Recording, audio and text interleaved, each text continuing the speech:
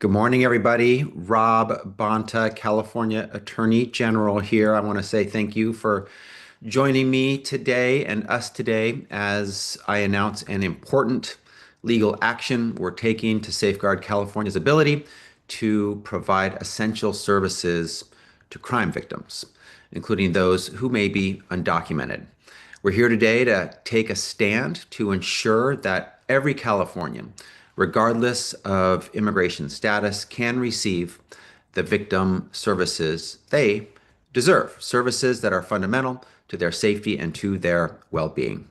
Our state has long been a leader in protecting the rights of survivors of crime and will continue to defend those rights, especially in the face of federal policies that threaten to undermine access to justice for vulnerable communities. This morning, I've joined a multi-state lawsuit against the U.S. Department of Justice's unlawful restrictions on federal grant funding, restrictions that prohibit the use of these funds for legal services for undocumented victims.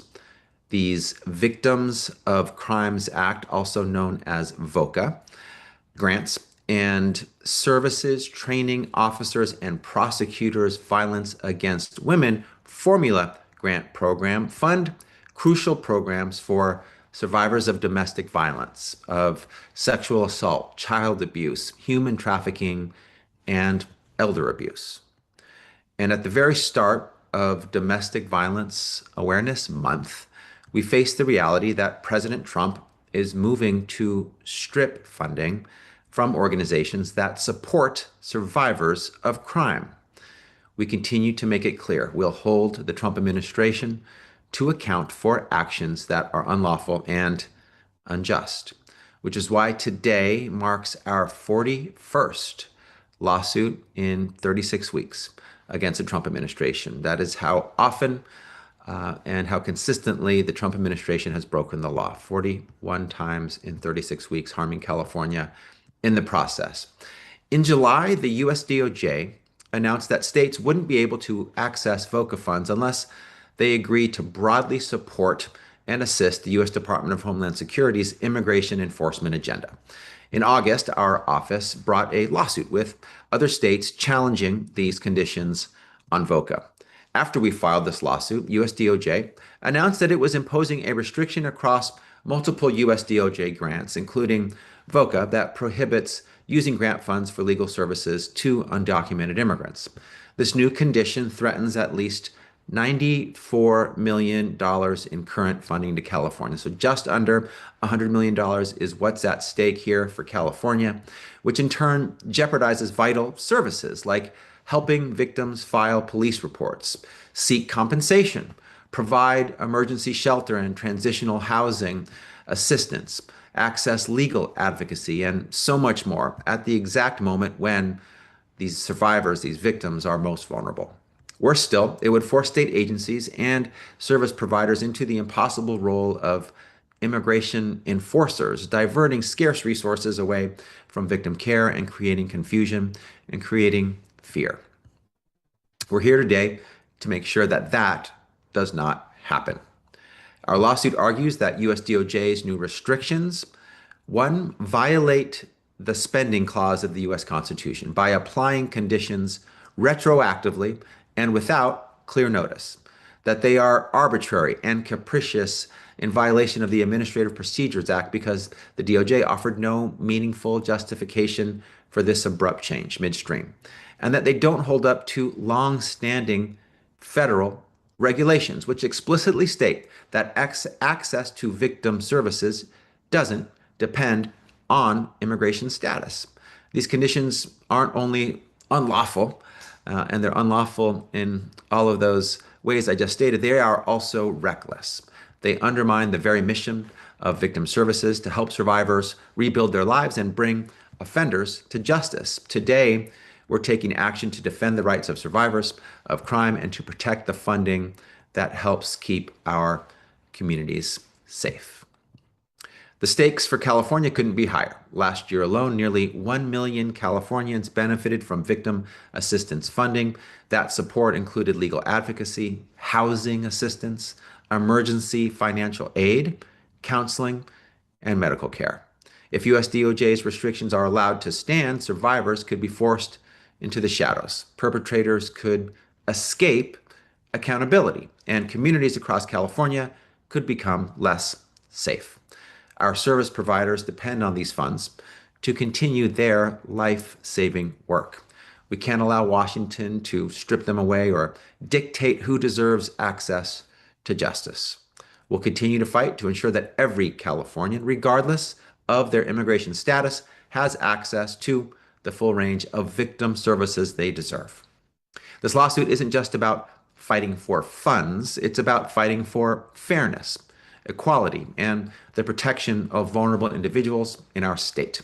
We'll continue to work with our partners across the country to hold the federal government accountable and to ensure that California's law enforcement agencies and victim service providers can continue the critical work they do to protect our communities. Let me be clear. California will always stand up for the rights of its residents, especially those who are most vulnerable. Our priority at California DOJ remains the same, ensuring a fair and just system, one that upholds the rights of all victims. And I want to take a moment to thank the dedicated team in my office who've been working tirelessly to bring this lawsuit forward.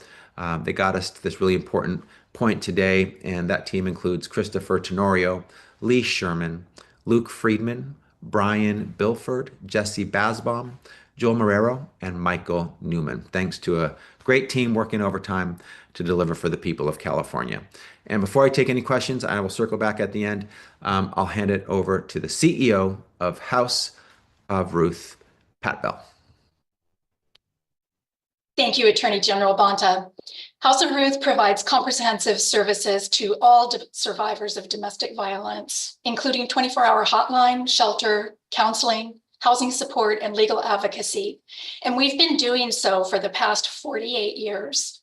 As recipients of the DOJ grant Cal OES VOCA XL, we offer legal representation, assistance with domestic violence restraining orders, court accompaniment, legal clinics, consultation, and referrals to all survivors. We are deeply concerned with the recent restrictions on the usage of these funds for undocumented immigrants. When a survivor seeks safety and support, we don't ask their immigration status. We ask, how can we help you feel safe? What do you need to begin healing? Our mission and values are rooted in compassion, not exclusion. Violence does not discriminate, and our services should not either. Every survivor deserves access to our hotline, our counseling services, and legal support. Imagine being a mother and you're fleeing abuse, terrified for your children's safety, and you're being told by an advocate that you can no longer access legal support because of your immigration status. These restrictions don't just deny help, they create fear, silence, and isolation. They empower abusers who weaponize immigration status to control and threaten survivors. Both survivors and advocates have witnessed perpetrators exploit the fear of deportation. So survivors are faced with the difficult choice, safety or status. And quite often, they choose to stop showing up for services and remain at risk in the abusive relationship. Our advocates are trained to meet survivors with care and compassion. These restrictions make it more difficult to build trust. And when survivors are excluded, entire neighborhoods become less safe. If survivors feel unsafe coming forward, abusers remain free to harm others. We need policies that prioritize survivor safety, justice, and access to life-saving services, not create barriers and exclusion. Everyone deserves to feel safe. Thank you to Attorney General Bonta and your staff for continuing to support victims of crime and survivors of domestic violence. Thank you. And next we have Mark Lee, CEO of Radiant Futures. Thank you. Good morning, everyone. Again, my name is Mark Lee, CEO at Radiant Futures. We are a nonprofit that was founded back in 1976, which makes us the oldest domestic violence agency in Orange County, and we're the third oldest in the United States. So we have a very long history of providing our critical services to survivors of both domestic violence and human trafficking. And at Radiant Futures, we believe that safety and access to safety is a human right. No one should have to weigh their options in securing that safety between the fear from their intimate partner and the fear because of their immigration status. And when a survivor finally gets the courage to seek out and come to us for support, our main and only question to them should be, how can we help you? How can we keep you safe? And not ask about their immigration status. So when we turn someone away, or when we have to tell a survivor that they can't access our services because of their immigration status, we are forcing them to be in a very vulnerable state.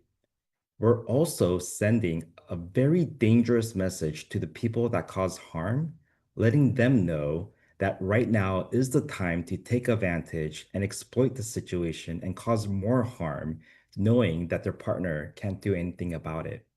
And that undermines the essence of safety. And because of that, the cycle of violence will just continue. That's why it is so important for us to continue our work and serve anybody who's been impacted by intimate partner violence, regardless of their status and regardless of their gender and sexual orientation. That's why we stand alongside with our community and the survivors in our community. We are standing alongside with our partners like House of Ruth, and we are standing alongside with leaders like Attorney General Bonta to ensure that every survivor has the right to safety. Thank you.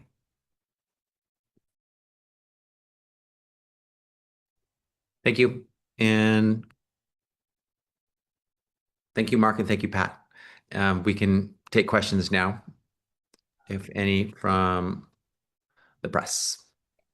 If you'd like to ask a question, you may do so by clicking on the raise hand icon at the bottom of your screen or through the Q&A feature. First question comes from Eitan. You are now unmuted. All right. Thank you so much. First of all, to Mark and Pat, thank you for your time, and to the Attorney General. I know it's the second time this week you're doing this and taking questions. Really, really appreciate that. Now, Mr. Attorney General, this is a very important story. There's certainly reporting on this tonight, but got to also ask you on the government shutdown here. Just hearing a few moments ago from the White House press secretary that there are at least it's on the table that there could be an undisclosed number of layoffs of federal workers. In a way, it's kind of related, not totally, but to kind of your lawsuits trying to protect federal funding and layoffs. Of course, only Congress and the president can strike a deal to end the shutdown. But what, if any, legal action can or even will you take to respond to the shutdown? So just to be clear here, the shutdown totally belongs to Trump and the Trump administration. He is in the White House. His party has the majority in both houses. They have the trifecta, and the federal government is shutting down when they have the trifecta, when they are in the majority in both houses and run the White House. This is their shutdown. They own it, and they're responsible for it. That's item number one. Item number two is they need to figure out a pathway, and Trump needs to be reasonable in what he does to make sure that critical, essential federal services are able to be provided and that the federal government operates. This is the second time and that we had a major federal shutdown, and the last time it was on Trump's watch too. So, you draw the connection and the through line here. When Trump is in office, we have federal shutdowns, and it's a problem, and he needs to do better. He's the leader for all of the United States of America. And so we will do what we always do. We will review for illegality what the federal administration does at this time where we don't have a planned or anticipated or imminent action when it comes to the federal shutdown. It's for Trump to figure out and to get the government working again. But I am disappointed in the fact that there is a shutdown. There shouldn't be. A responsible leader should not have a shutdown, and Trump owns it. And to the extent people are going to get hurt by the shutdown, that is avoidable, that belongs to Trump. Thank you, Attorney General. Thanks, guys. Next question comes from Kevin. You are now unmuted. Thank you. Earlier this week, you were talking about litigating a shift in cuts to disaster and anti-terrorism funding from being conditioned and then from being just sort of shifted by your contention to red states. This litigation follows separate litigation about mandating states follow immigration policy in order to receive VOCA funds. And now this is a slightly different lawsuit on similar funds, right? So I think in both instances, you are litigating doubly on similar or the same funds as the administration has shifted its approach to limiting the funds. Can you talk about having to do that, having to fight multiple legal battles around similar funding, and what you make of the administration's willingness to slightly shift its approach to go after similar funds, even when it's been sort of pushed back in a similar but slightly different legal setting?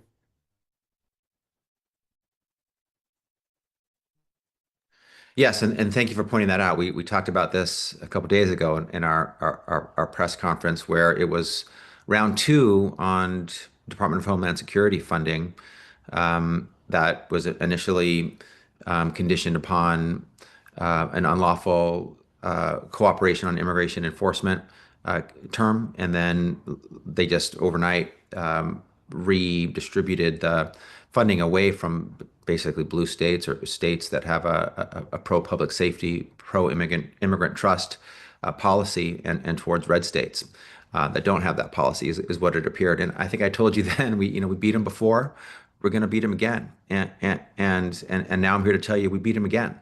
We got an order immediately. We filed on the day that you and I spoke, and we had the press conference, and we got a temporary restraining order the next day, blocking for the second time the unlawful action of the Trump administration. So this follows that same pattern. They took an unlawful action with respect to victims funding, and then they're taking a second unlawful action with respect to the victim funding. And we believe that the results will be the same here with respect to VOCA funding, victim funding, that it was for the Department of Homeland Security funding that was, and FEMA funding that was for counterterrorism and disaster relief and emergency preparedness and cybersecurity. So, but to your point, it is, I've always said it shouldn't be a lot to ask that the President of the United States of America follow the law and comply with the Constitution. And perhaps when they are brought to court and a court order indicates that they've broken the law, they probably shouldn't do it again. And I don't think that's a lot to ask either, but yet they do. And so we are required, and we're duty bound and I believe obligated to make sure we see this through. You can't be that you take an action or held accountable, a court finds that you've acted unlawfully, and then you just take another unlawful action to try to restrict or withhold that same funding. When we're in for a penny, in for a pound. We're in all the way to stop the unlawful action when it occurs. And this is what they did. I think I mentioned this last time with the OMB funding. They tried to do, and this is our second lawsuit. They tried to withhold $3 trillion nationwide, $168 billion in California, of funding that covered a whole wide variety of areas that are funded from healthcare to housing to food to college, childcare, et cetera. And we won. We blocked that withholding of funding. It was illegal. And then they proceeded to attempt in different ways to withhold funding that was a subset of that broader 168 billion. And we continue to beat them as well. But it is not something that you should have to see, that a federal government, a president of the United States is so contemptuous of the rule of law and is willing to break it and break it again, get told by a court that they're violating the law, and then have to be told by a court again. So we believe that the same results will be secured here, that we will once again defeat the Trump administration. We've been winning over 90% of the time when it comes to our restraining orders, and we expect to win again here.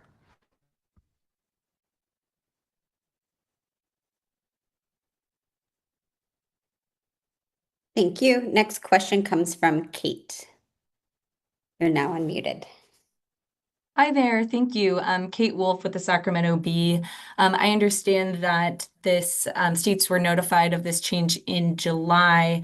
I'm just wondering, like, what could happen to organizations that are providing these services? Are there impacts already being felt? I don't know if Mark or Pat want to chime in on any impacts that you might be feeling on the ground.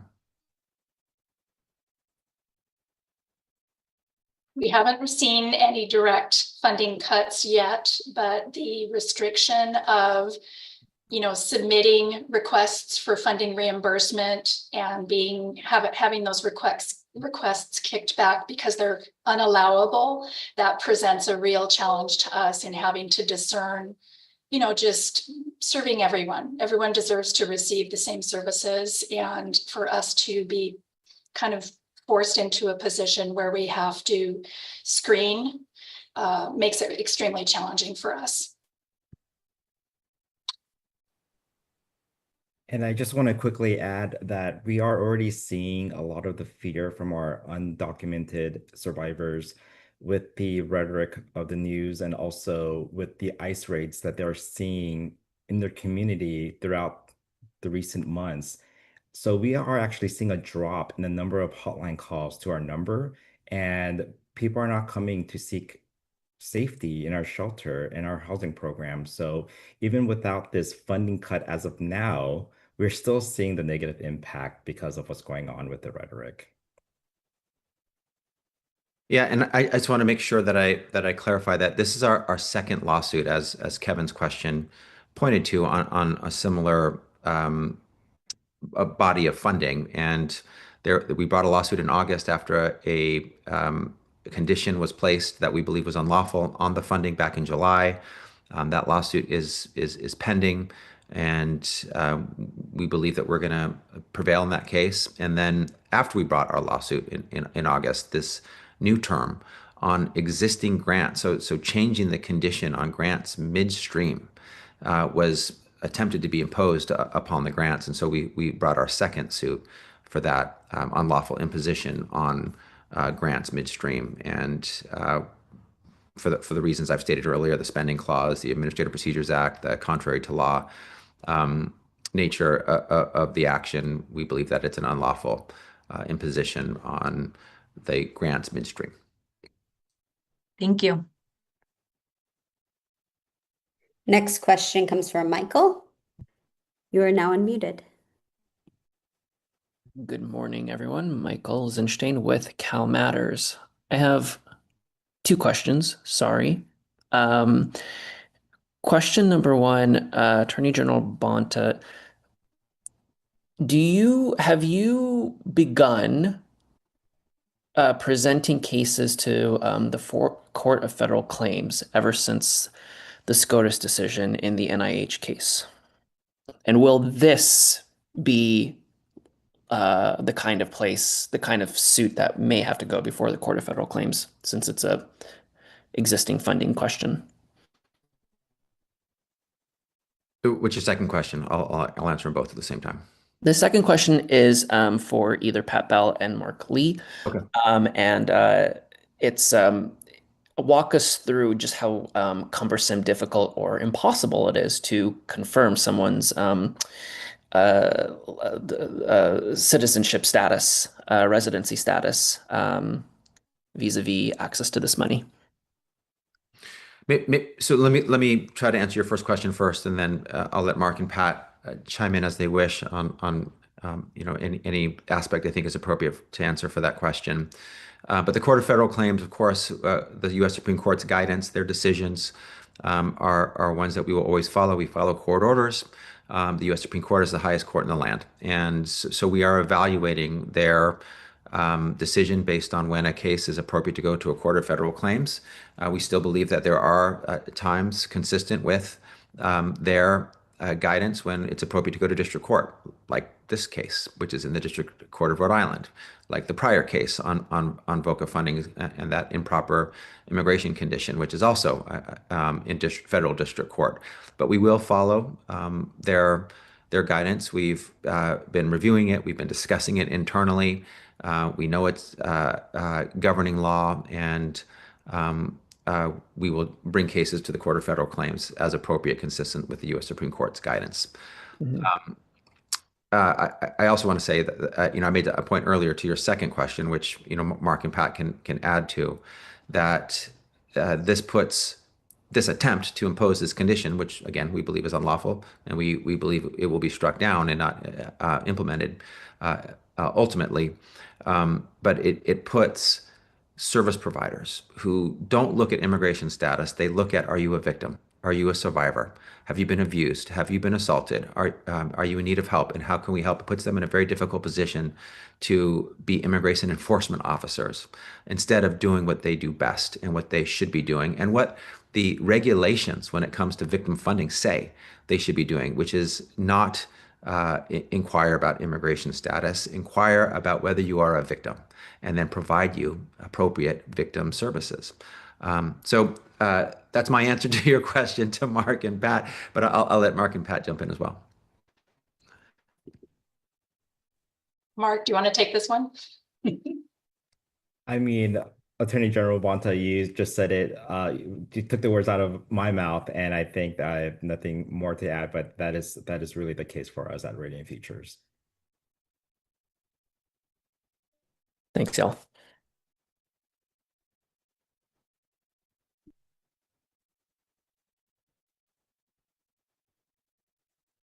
That was the final question. With great appreciation for Mark and Pat, thank you for all you do for victims that you serve in California. You shouldn't have to be dealing with attacks from the federal administration on your ability to serve victims and help survivors recover and heal. And we're going to do our best to make sure that you don't have to deal with that, and that we protect you and protect the funding that you deserve to serve victims. Thank you to the press for joining us today as we announce yet another lawsuit, unfortunately, against a consistently and brazenly lawless and law-breaking federal administration. We're always going to fight for upholding the rule of law, and everyone is subject to the rule of law, including, yes, the President of the United States. So thank you for joining us to hear about this case, and look forward to seeing you again next time.